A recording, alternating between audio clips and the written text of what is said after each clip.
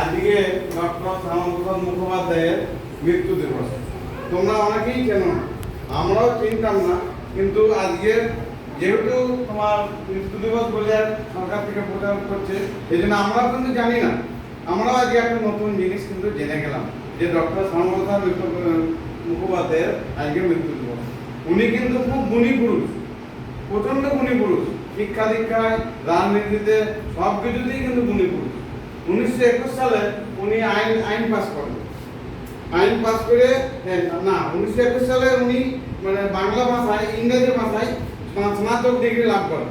স্নাতক ডিগ্রি লাভ করার পর বাংলা ভাষার প্রতি ওনার ভালোবাসার জন্য বাবার অনুরোধে উনি বাংলায় এমএ পড়েন।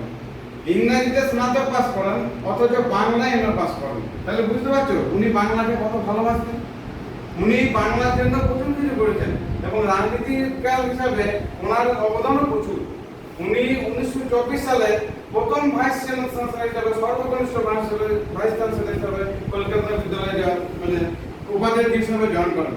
তা যাই হোক, ওনার কৃতিত্ব বা কর্মজীবন বলতে গেলে সারাদিন লেগে যাবে, তোমরাও বিরক্ত হয়ে যাবে, আমরাও বিরক্ত হয়ে যাবো। তা যাই হোক, এই শ্যামাপ্রসাদ মুখোপাধ্যায়ের যে মৃত্যু দিবসে আমরা সমবেত হয়েছি, এইটাই আমাদের আজকে জাতীয় সঙ্গীত। হ্যাঁ, এবার শুরু করো। জনগণ মন অধিনায়ক জয় হে, ভারত ভাগ্য বিধাতা, পাঞ্জাব